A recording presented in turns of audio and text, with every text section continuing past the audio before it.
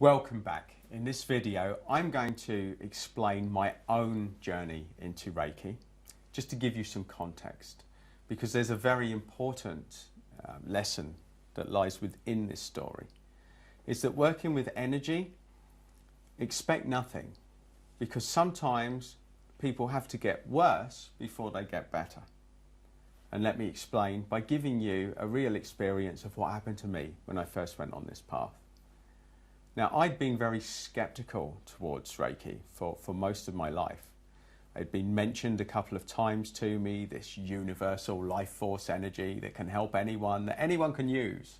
I thought, yeah, if that's true, why aren't they training nurses in this? Why weren't we told about Reiki? If it was that good, surely everyone would be using it. So I didn't believe it. I was cynical. And it was only because I'd watched people go through the dying process with cancer. I'd seen people that go on chemo and radiotherapy.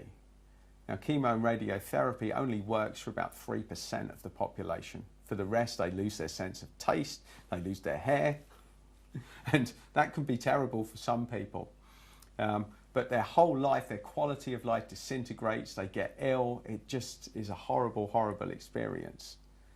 And when my granddad got diagnosed with cancer and he decided he was going to go down that route of chemo and radiotherapy, I thought, there's got to be another way. There has to be something out there.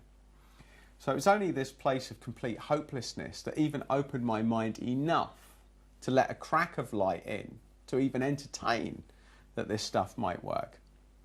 I can't tell you how cynical I was.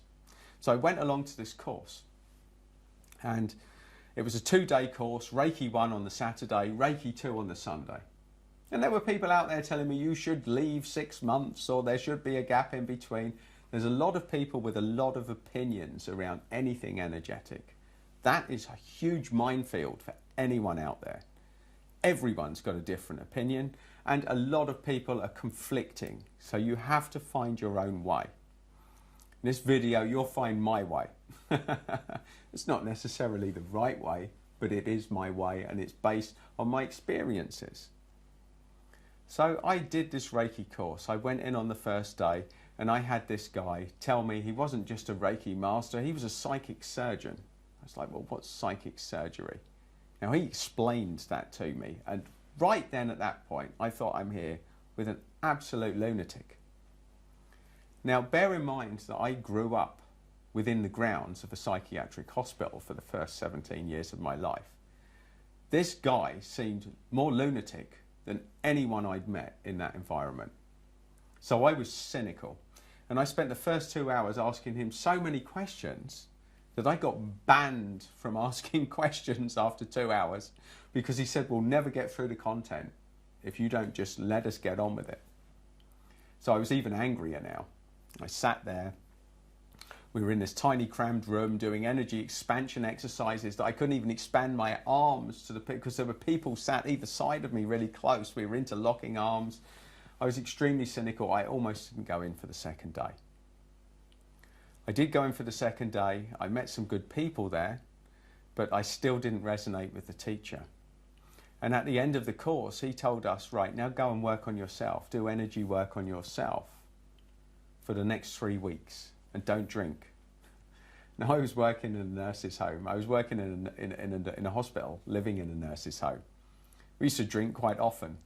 And for me, the idea that I needed healing, I was exercising 6 times a week. I was physically fit. It was the people in the hospital that needed the energy, not me. Little did I know at the time. So I decided I was going to do nothing to do with energy again. Now, I paid £250 for this course at a time when I was earning about £100 a week as a student. So this was 2.5 weeks' wages for me. And I'd paid £5 each day to get there, so £260. And I did the course on the Saturday and the Sunday. On the Monday, a letter came through from a company that I had nothing to do with for 12 months. They said, Mr. Shaw, we just checked our records and we found that you overpaid us by exactly £260. Now, even with my cynical mindset, I thought this is a really spooky coincidence. And on the back of it, I decided to start working with energy. So I did what I was told every day. I used to put my hands in the different positions and work down my body, working on each of my energy centers that I was doing for about an hour a night for 3 weeks. And after about 3 weeks, I started to get this dull ache in my chest, right in my heart area. Now, I was working in a coronary care ward at the time, so I knew it wasn't angina pain. And each time I worked with this healing energy, this pain got worse.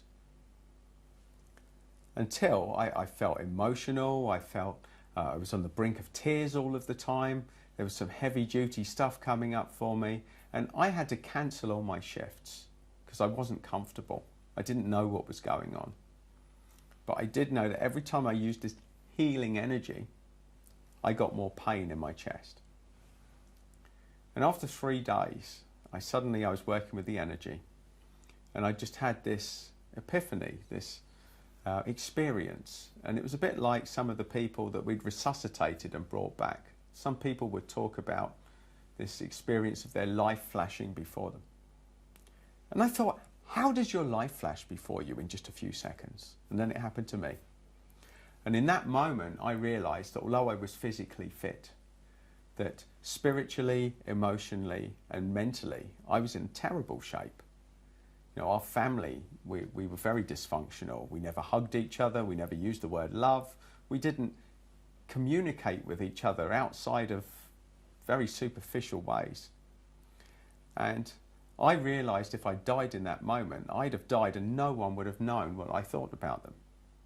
So I went to my mum all excited and I said, Mum, I know we've had our differences, but I just want you to know that I really love you, despite that. And she said, Adam, what drugs are you taking? She couldn't comprehend that I would be using the L word without drugs to help me along that path. But we got through that, we had a hug, and I noticed the pain started to lessen in my heart. So I did exactly the same with my dad. I said, Dad, I know we've had our differences. I just want you to know that I still love you. And he says, Son, what are you taking now? Are you on the Class A's? I said, No, Dad. I've just been working with Reiki. He said, Raking? You've been in the garden. I said, No, Dad, it's energy work. So we had a hug and the pain got less. I spent 3 days a bit like Scrooge on Christmas morning, going around telling all my friends what a breakthrough I'd had. And each time I did it, the pain got less and less and less. Now for me, I needed a lot of energy so I could get worse before I got better. So that was my journey, and it's made me understand that when you work with energy and you work with the right intention and you go to help people, not everyone will get the results that they think that they're looking for. So it's incredibly important when you're doing this to set your intention that it only does good and to just let go of the results. But we'll go into that more detail later in the course. This is just my experience for you to show you that energy work can be very up and down with mixed results.